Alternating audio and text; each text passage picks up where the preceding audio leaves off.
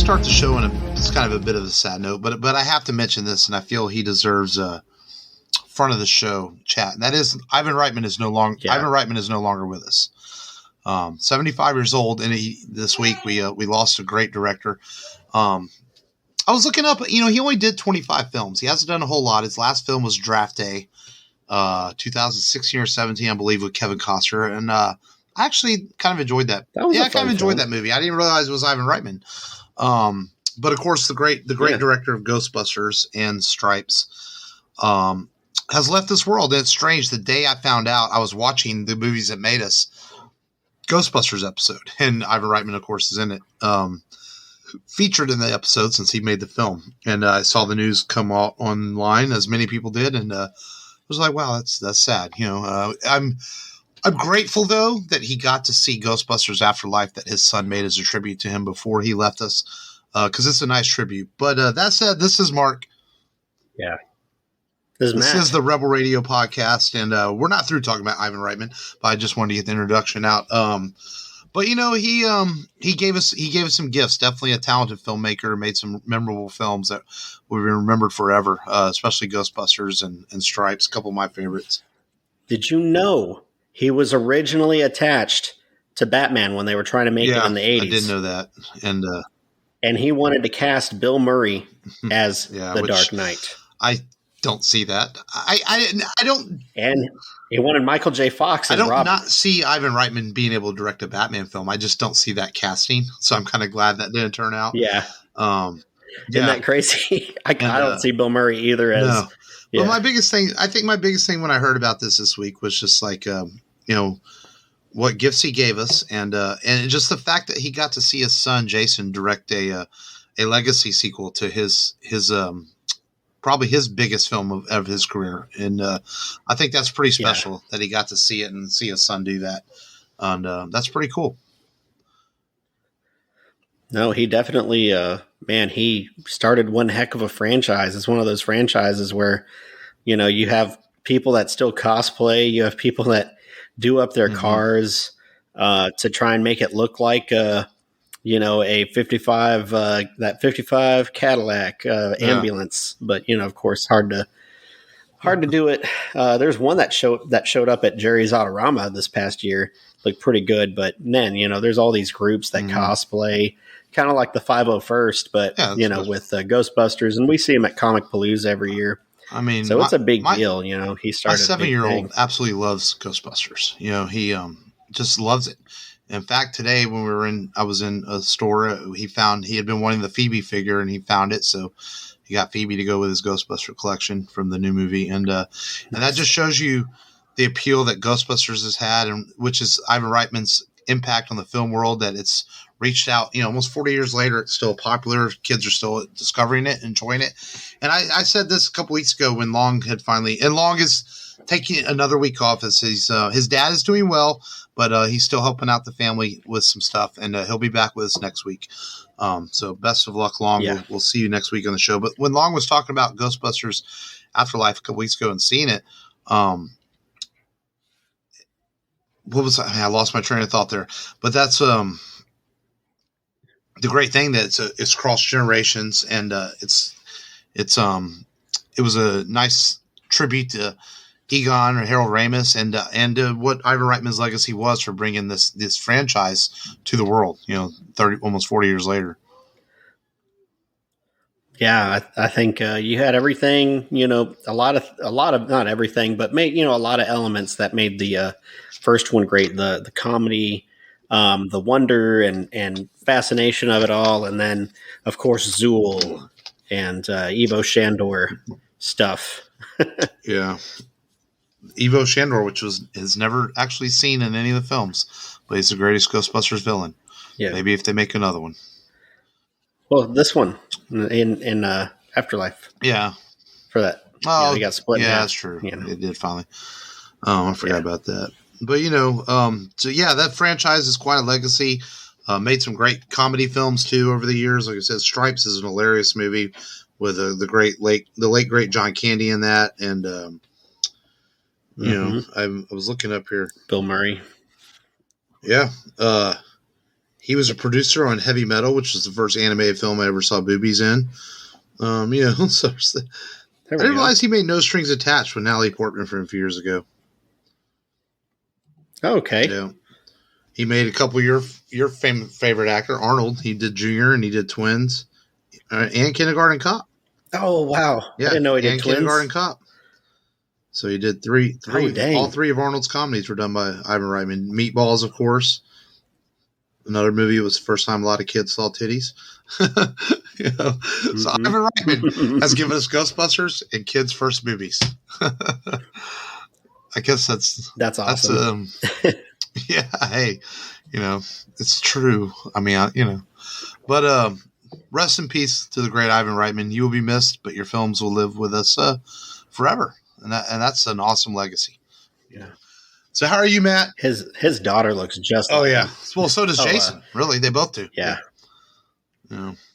I think his daughter looks even more so. I'll have to look her up. Catherine.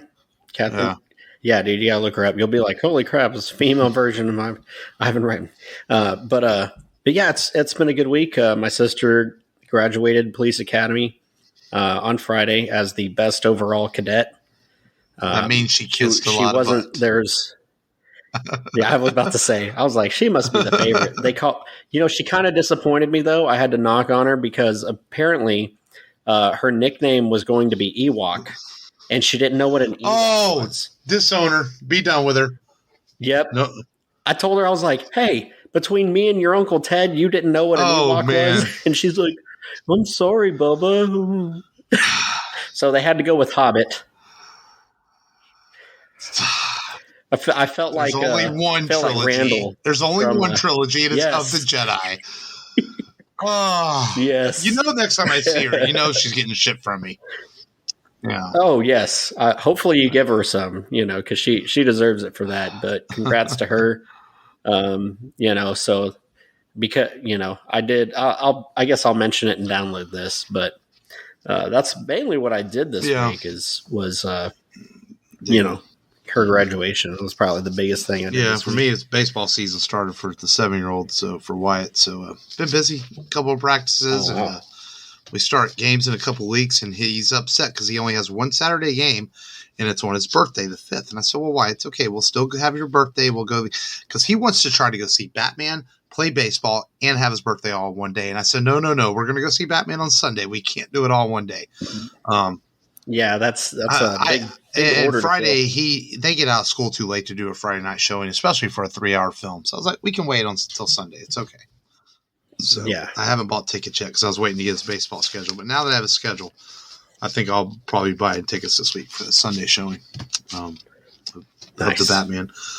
But yeah, that's about it, man. Let's get into the show officially, though. After paying our respects to Ivan Reitman, let's get into Download This, where we tell people we watched, streamed, checked out this week. And I'll go first since you went first last week. And I did watch the Movies That Made Us episode of Ghostbusters, as I mentioned, and the Aliens episode. And the Ghostbusters episode, I kind of had known some of that stuff. But the Aliens episode, there was some – man, I didn't realize how much practical effects James Cameron truly used for that film. I mean, there's a whole lot of stuff, like from men in garbage bags as placeholders for the alien creatures, and they built puppets for some of the aliens, and it's just amazing the amount of true filmmaking Cameron. It makes Aliens even more impressive to me now after watching that, because I guess I like Aliens episode. And I always have, but I've never watched any special features like I do with Star Wars and things like that. I've never bothered doing any behind the scenes work, and it's just amazing how much Cameron and his crew put into that.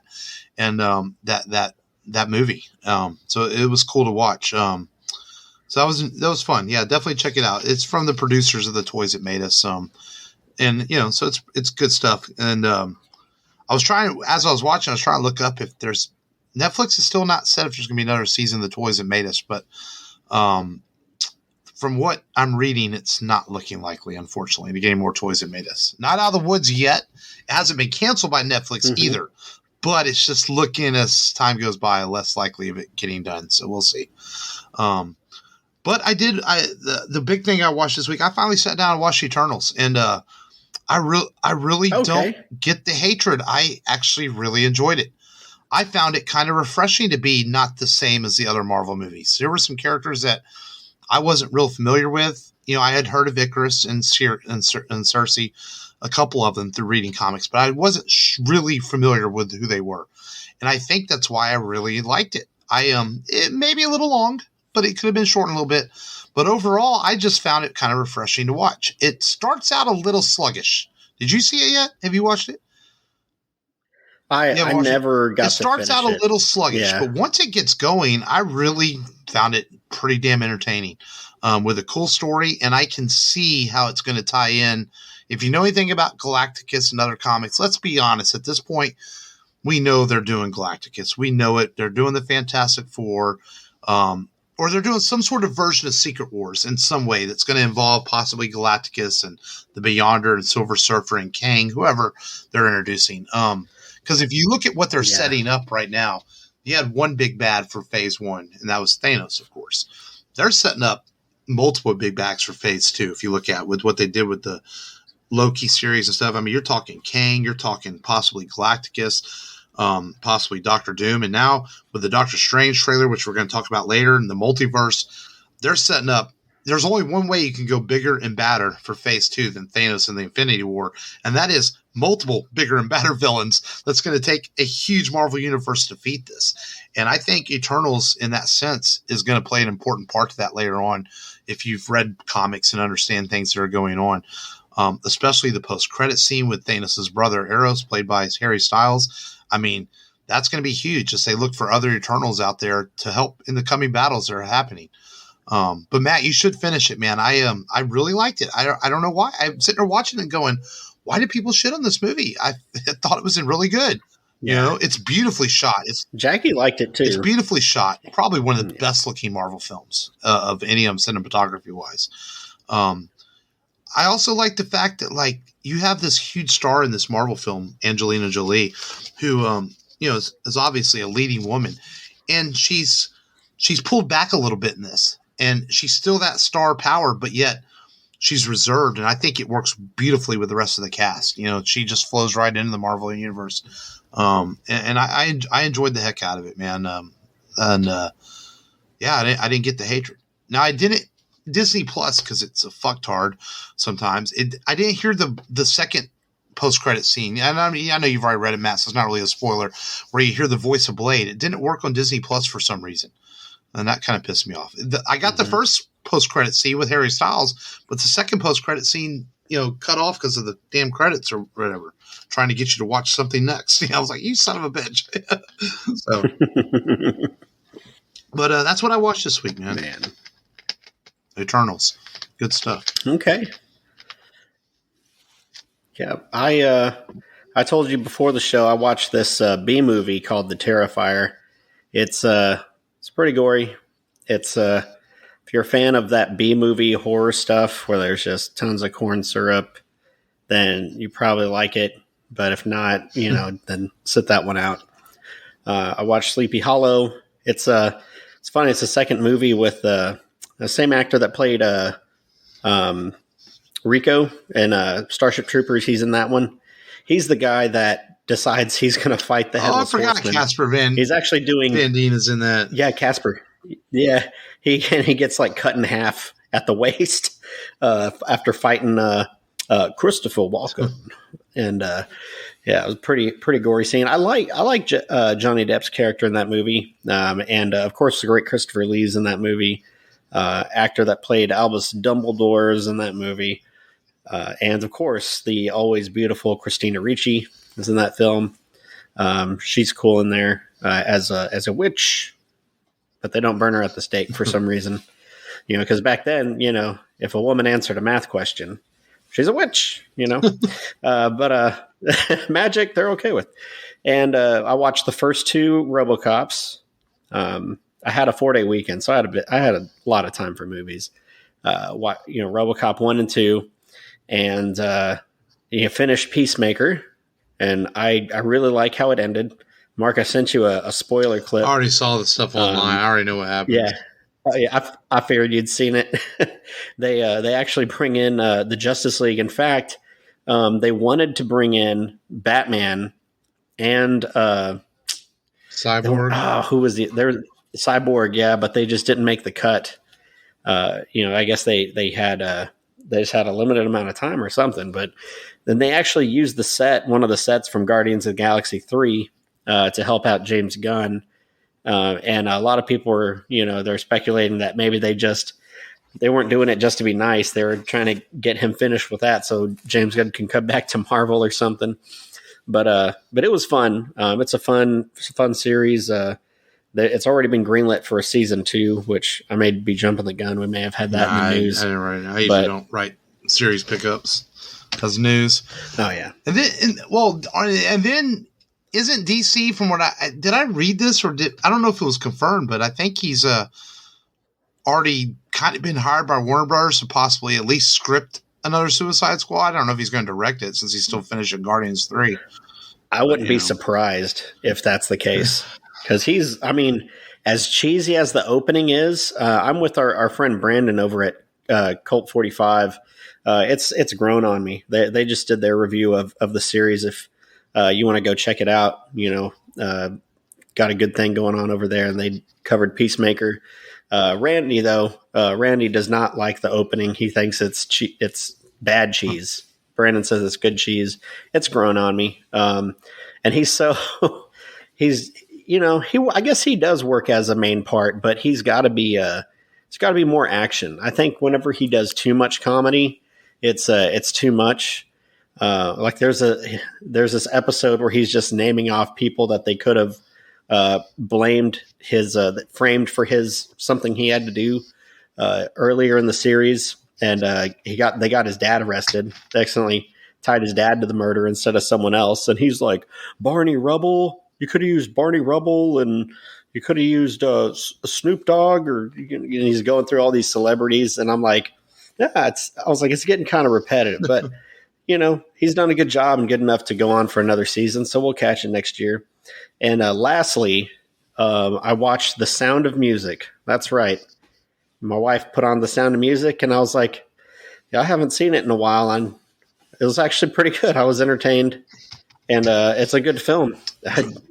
It doesn't waste any time. We're having to watch that. That's that's what the audience really wants to know. At least not yet. But she said, "This is what I want to watch." I usually hog the TV, so I usually. Like I said, I don't mind musicals, but I can never get into The Sound of Music.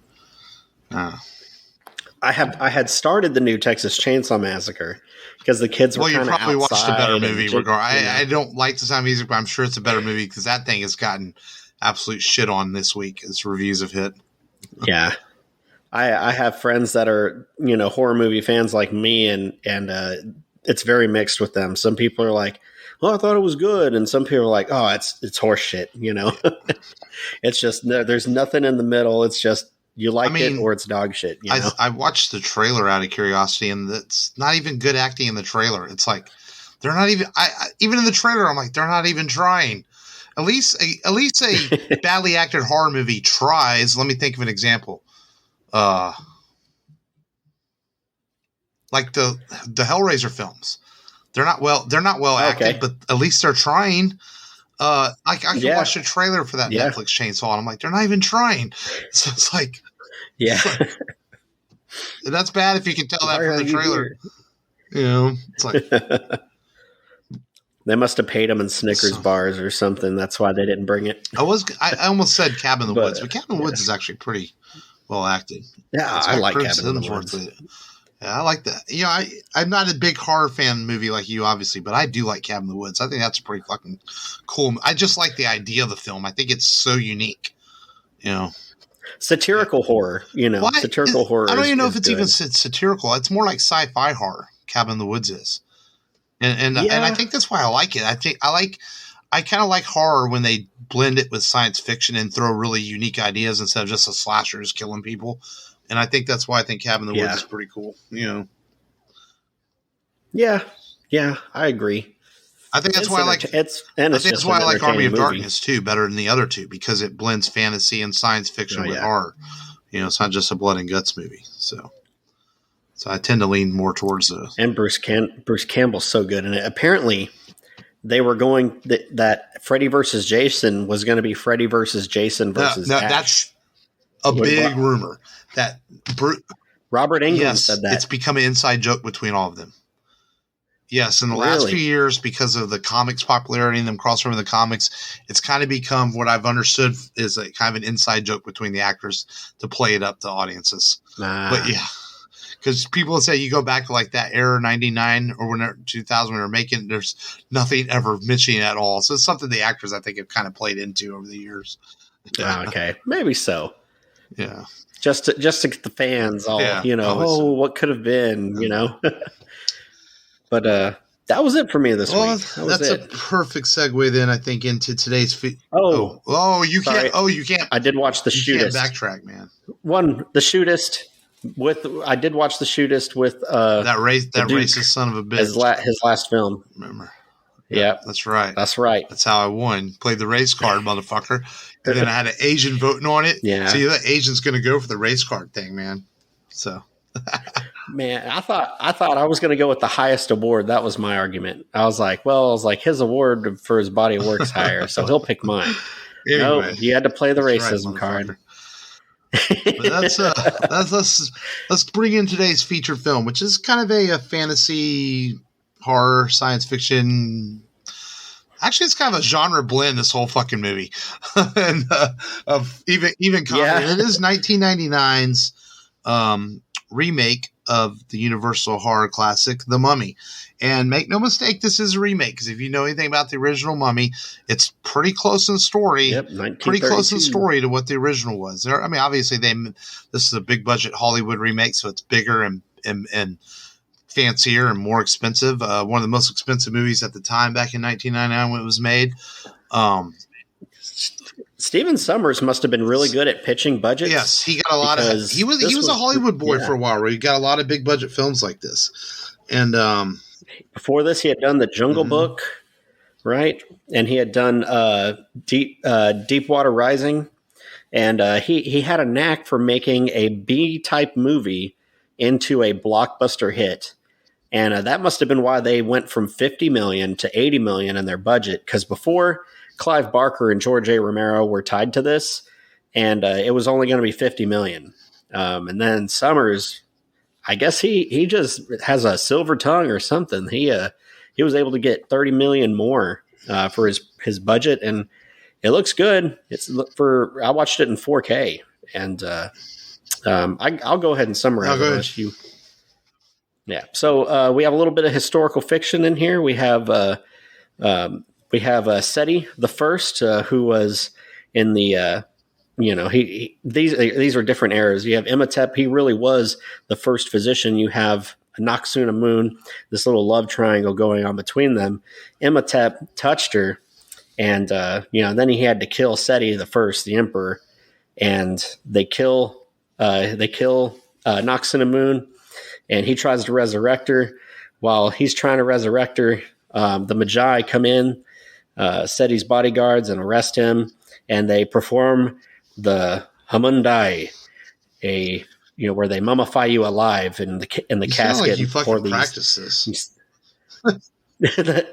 I've seen this movie like 20 times, and so he gets eaten up by these scarab beetles, and they make him slowly decompose this whole time. While in the French Foreign Legion, we have Brendan Fraser. He's with the French Foreign Legion, they stumble upon Hamunaptra, and they are under attack of the Magi, and he ends up getting rescued by Rachel Weisz's character and her brother, who found his box and map that he found over there in Hamunaptra, and they want his help to go find the lost city and to explore it, not necessarily for treasure. Well, the brother wants treasure. We'll tell the whole movie, not a summary. Yeah. And so I'll speed it up. They end up raising Imhotep from the dead, and because he's raised and had this horrible torture done to him, he's got these awesome badass powers over the sands, and now they have to find a way to put him back into the ground before he, as he takes Rachel and tries to use her body to raise his dead girlfriend. Which, why would you want a thousands and thousands of year old girlfriend? You have a new girlfriend. Is a motherfucker, man. I guess.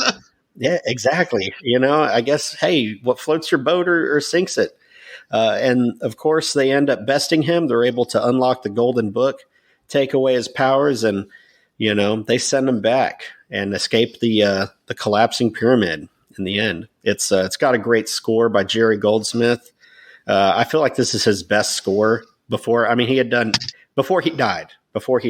So, you had this score.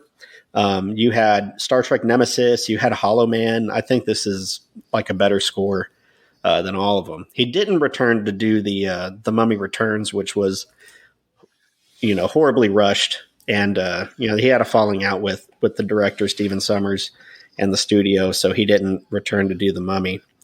But, I like this movie for what it is. It's a popcorn movie. It's not a great movie, but it's damn entertaining and it's pretty fun to watch. Got a little bit of everything, like you said before, Mark. Got a little LA action, Confidential scores lore. His LA Confidential, yeah. When was LA Confidential? 98? 97? Yeah. Yeah, that wasn't too far removed either. So, probably LA Confidential is better than this scores go. He did the music to Rudy. I mean, the guy had done a lot of stuff. But yeah, it's hard to... The LA Confidential score is pretty fucking good. He captures Egypt really well with this score, I think. Yeah. And of course, he had been doing Star Trek themes for a while, several movies and stuff. Yeah. But okay, well, this movie it had been some years since I watched it. I saw this in theaters. I do remember seeing it. It was a big hit. It was popular. Having not watched it in a while though, I didn't realize how much is going on in this movie. I was like, for some reason, I remember watching it originally, and I thought it was just more of a straightforward action adventure movie. They awaken the mummy. They have to figure out how to stop him, and they do, and that's it. But like this movie has a lot more than that. I forgot all about him killing the people that woke him so he could redo his skin, basically. Absorb him trying to turn the people into like these zombie-like followers of his. I don't remember any of that for some reason, and so I guess watching it this week, I'm like, man, there's a lot happens in this movie. I also forgot there's a lot of weird tone shifts in this movie where it gets really serious and dark and scary, and then all of a sudden you have Brendan Fraser make a face and go like blah, and it's supposed to be funny, and I think when he's yelling at people, and I think that's the weirdest thing, yelling at the money. And I don't want to sound like I dislike the movie because I do think the movie's kind of fun, and it's I like as being a huge Indiana Jones films, I like this genre of film that's kind of a sword and sandals without the sword and sandals. It's more like guns and sandals. The son of Raiders of the Lost Ark. Yeah, and but I just didn't occur to me how just tonally shifting this movie is at times. And I still don't really like Brendan Fraser, but yeah, I figured you'd say that. But Rachel's nice. And she's good in the movie. She's I feel like she doesn't know how to play this movie. As I was watching this, like her acting, it's like she almost wants to laugh, but then she tries to be serious. And I mean, I really noticed a lot of little things in this movie watching it this week that will take you out of the film at times. Like Rachel Weisz, she really is just kind of. I don't think she knows what to do at times in this movie, and it's noticeable when you watch it if you really pay attention. Where I think that about even Brendan Fraser at times. There's like times like, okay, am I supposed to be Indiana Jones hero here and save the day, or am I supposed to be goofy? And there's a lot of scenes like that in this movie that are either really serious or really just ridiculous. And I'm just like, and it was kind of taking me out of it a little bit watching it this week. But let me say some good things about the movie. I think it's a fun story. And I think Arnold Vosloo, is that how you say his name? He's really good and scary. I think for 1999 CGI, it holds up pretty well, honestly. There's a few scenes that are a little bit better than the sequel. Yeah. There's is the sequel with the Scorpion King at the end? It looked really bad. Yeah. Yes. I think it holds up. I think it holds up pretty well, special effects wise. No complaints on that. I think it has some nice little jump scares in it here and there that are fun. I think it's a easily accessible movie for audiences to enjoy. So there are good things about it. I don't want to sound harsh about watching it this week, because overall it's a nice little put together package by Mr. Budget Stephen Sommers, if that makes sense. That's just my initial thoughts on The Mummy.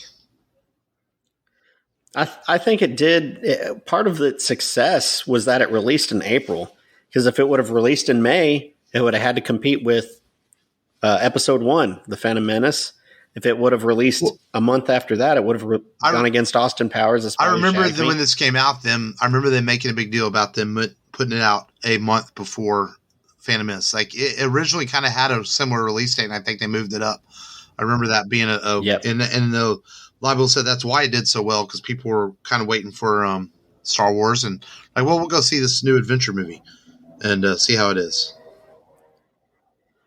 Yeah, I focus. It's Brandon Fraser is very unconventional, and maybe he does have some identity struggles. Like, is he supposed to be the comic relief, or is he supposed to be the hero and come in guns a-blazing? But I like it. I think, he's very entertaining. I think he had a lot of fun with the role, and maybe that's why we got what we got. Yeah. He does bring some comic relief to the film that's, that kind of seems to fit, even though it, is kind of off-putting a little bit.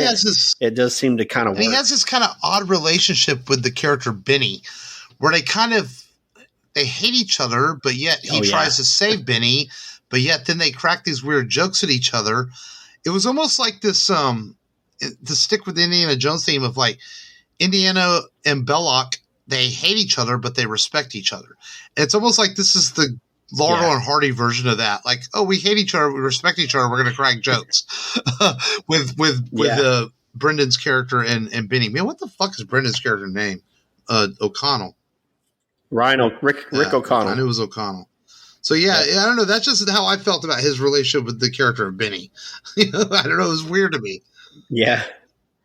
Some people complain that they basically stereotype a lot of the characters, but I feel like it works. I don't have a problem with it. The Americans, they shooting like cowboys.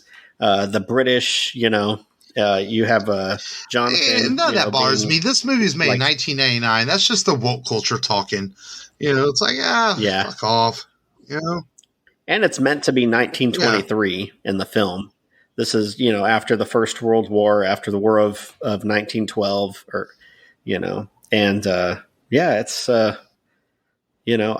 like the old school firearms in there. I like the his double revolver kind of cowboy action shooting kind of stuff in there. That's another. When I was watching this, like, the budget on this film was like what, $85 million or something like that, and they had to spend there's a lot of elaborate costumes in this, even for the extras. So that's a lot of money on costumes in this film to make it look like 1923 in that period. Oh yeah, and to get those set piece firearms. I mean, those couldn't have been easy to come by. Probably had to go to a friggin' museum and ask to borrow their sets. But it's like, I think I didn't look it up. This is just me eyeing it.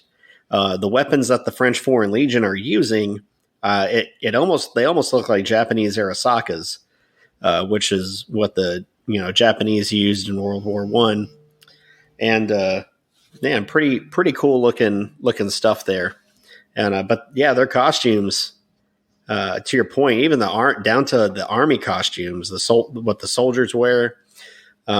Pretty elaborate, pretty accurate looking, probably cost a bunch. CGI, I watched it in 4K. It looked good. I watched it on HBO Max. I don't know if it was in 4K on there. I guess I didn't notice. No, I don't think it was. I specifically rented it in 4K. I spent the $3.99 because I have HBO Max. I have it on 4K. DVD. I guess if they have the 4K version uploaded. Yeah, I know it was going to be at least HDR, but I was curious, And but man, it's definitely a popcorn flick. Roger Ebert, he says he compared it to a movie like Anaconda or Congo, where you're ashamed to say that you like it, but it's one of those movies that guilty pleasure for some people. I enjoyed this more than I enjoyed Anaconda or Congo. Though Congo sucked. Yeah, Anaconda's all right, but Congo sucked.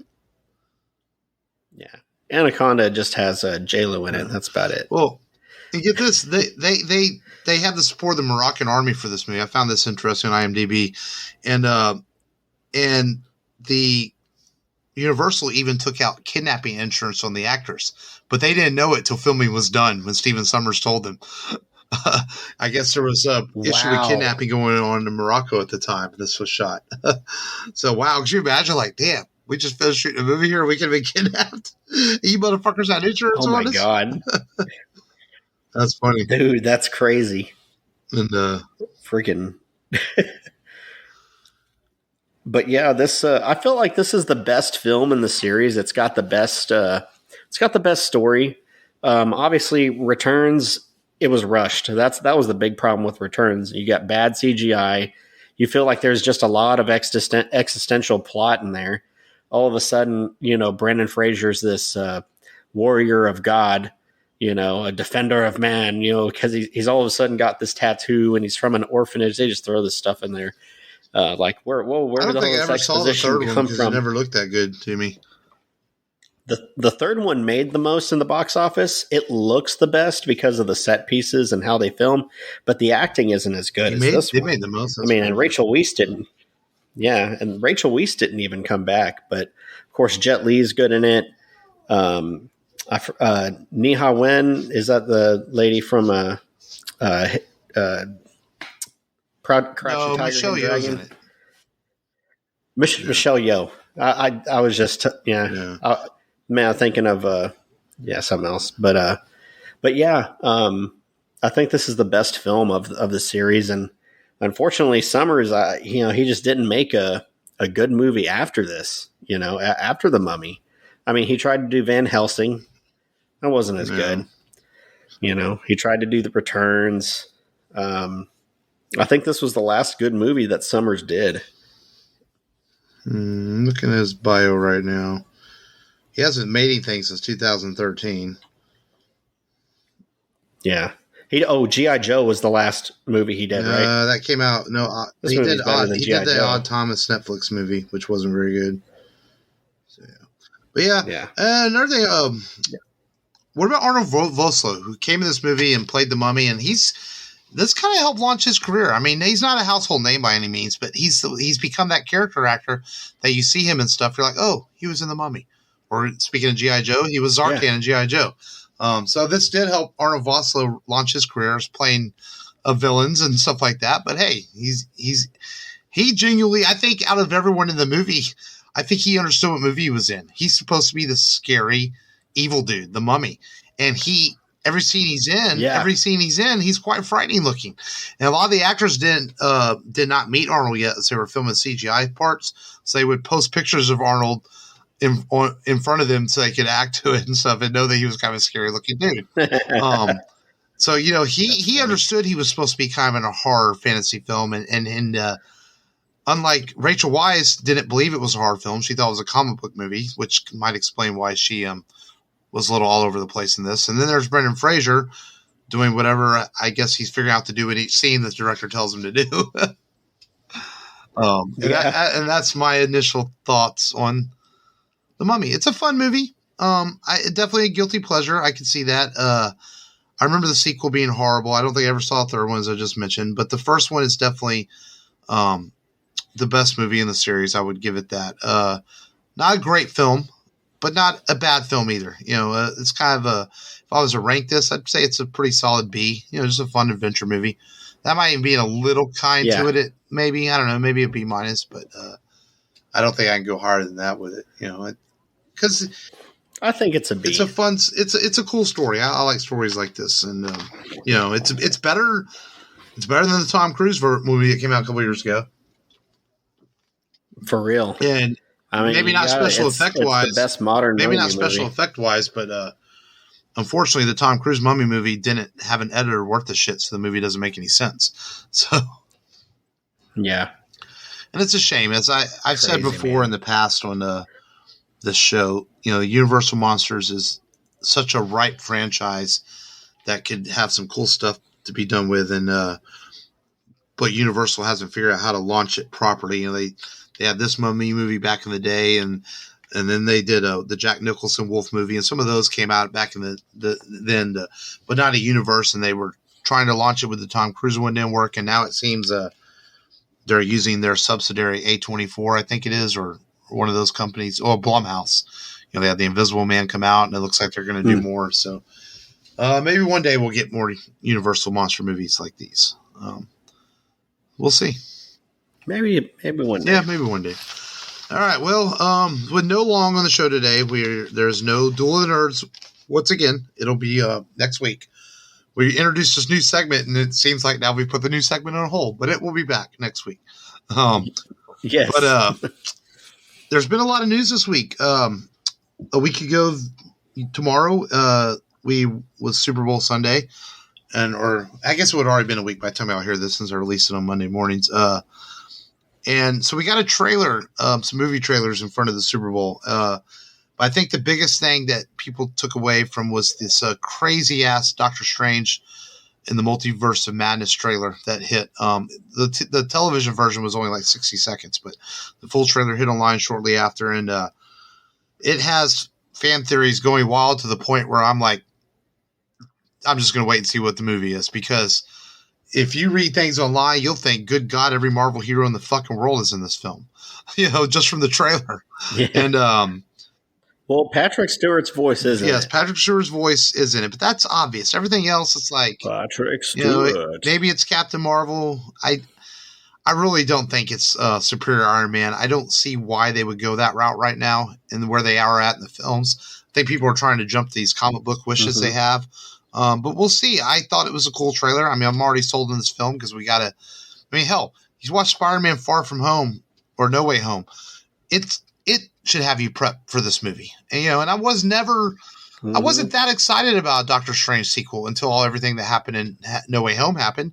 Now it's like, okay, I got to see this shit and see what's up, because I do enjoy the first Doctor Strange film, but I wasn't like dying for a sequel for it or something, so we'll see. What do you think? Any thoughts on Doctor Strange trailer?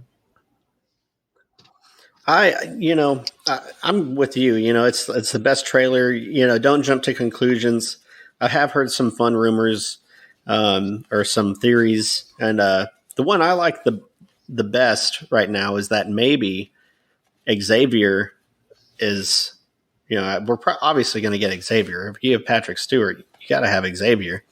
But maybe he's suppressing everybody's memories about mutants, and that's why no one remembers him. Well, but it is a multiverse movie. That, and I hope that is the Illuminati in the movie, because I think I have a copy of Avengers. I have a copy of New Avengers #7 sitting up there in a box that let that motherfucker keep shooting up in price, because it's already jumped from being a $5 back-end book to about $40 in a week. So, I'm pretty sure I have it up in a box up there. We also got our first look at the Lord of the Rings, the Rings of Power. And, I'm not a diehard Tolkien by any means. I don't give a shit whether they're making stuff up from Tolkien's writings and the Tolkien fans are shitting themselves over it. Fuck that shit. I don't care. To me, it looks awesome. I was sold. I think that was a cool ass trailer. September 2nd. I'm not ready for it to get here fast, because that would be after my birthday and I'll be a year older, but we don't want to talk about that. But I am definitely looking forward to seeing this show. I think it looks fantastic. I think so too. So bring it on. Another trailer that hit this week I thought would look cool was, man, did you see the Chippendale Rescue Rangers trailer for the movie? Man, that looks like a hell of a lot of fun, man. I watched that show a lot when I was a kid too, and maybe a little bit bigger kid than you, but that trailer, I haven't really, let's be honest. Some of these Disney Plus movies have not been that good. We know this. They're kind of like Netflix movies. It's like studios aren't quite ready to spend that extra money on their streaming movies. Have you noticed that with these streaming films?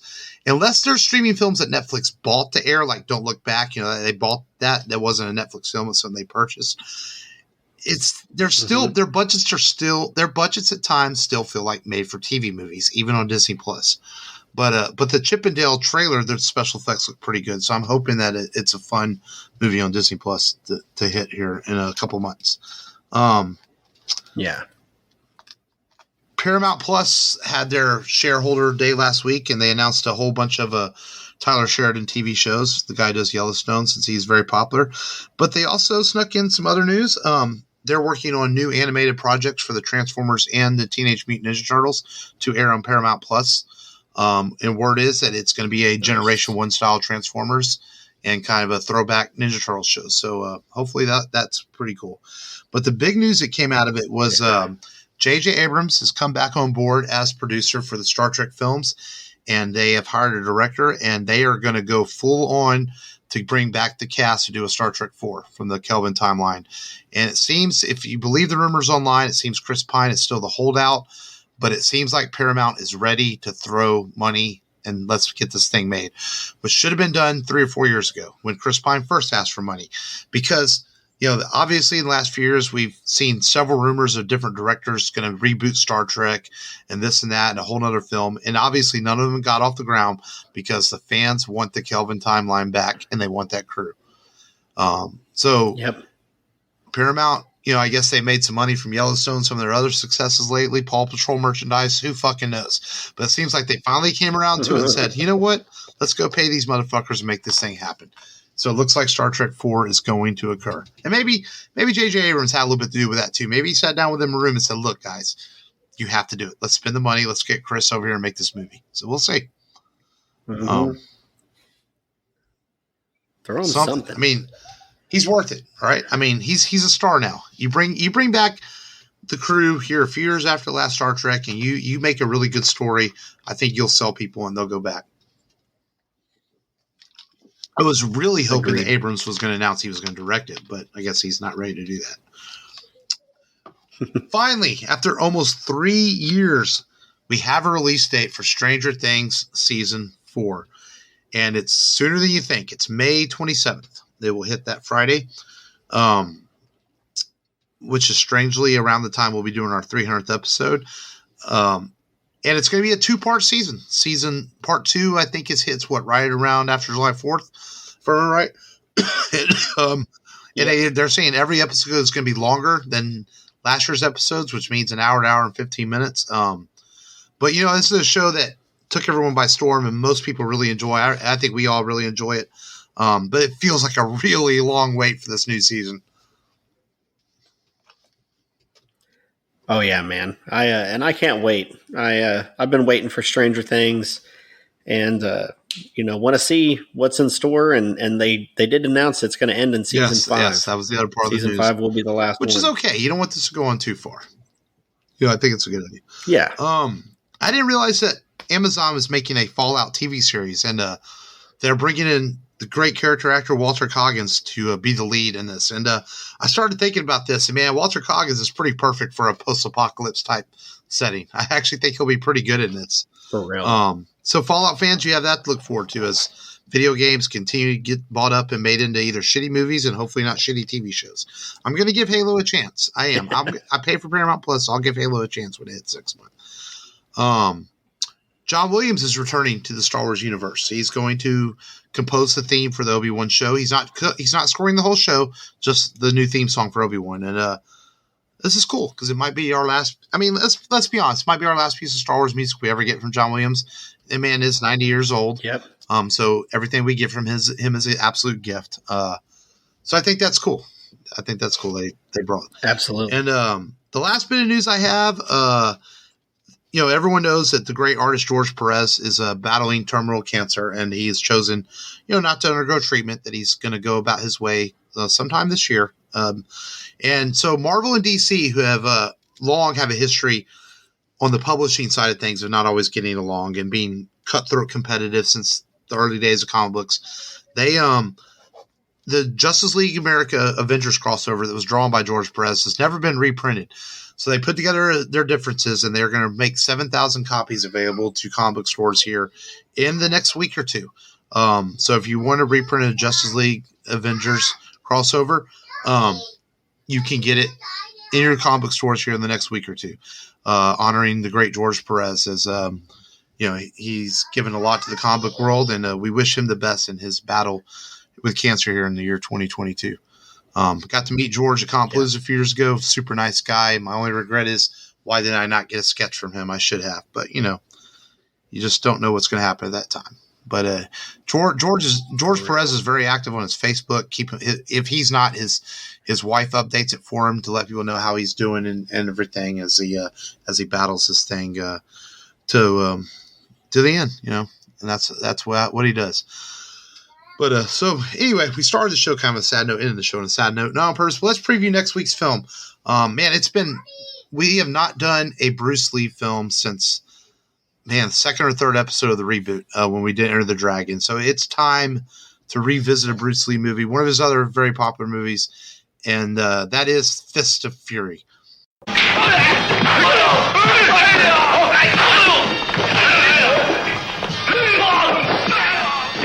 Superheroes, supervillains, and super movies, but there has never been anything like karate and kung fu.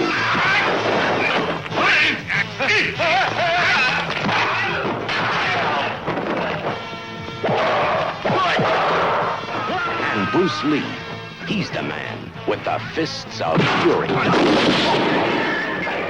Karate and kung fu, the new screen excitement you've been waiting for. Introducing the incredible heroics of Bruce Lee. Every limb of his body is a lethal weapon against an army of men, the most sensual of women, and the most savage of beasts.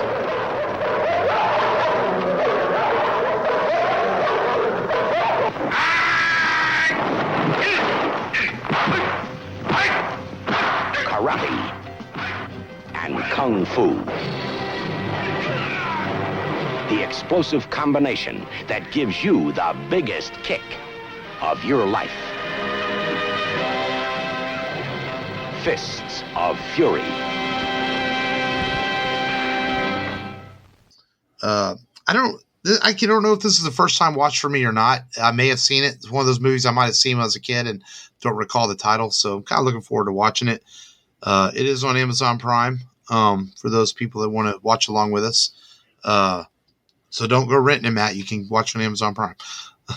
I think it might even be on HBO Max too. I think it's on a couple of streaming services. But I'm looking forward to this one, man. Something different, change of pace for some of the movies we've done lately to talk Bruce Lee and Fist of Fury on next week's episode, and hopefully Long is back with us next week. And we wish him well and his family, and hopefully he returns to the show next week. And again, the rebelradiopodcast.com for all your Rebel Radio needs.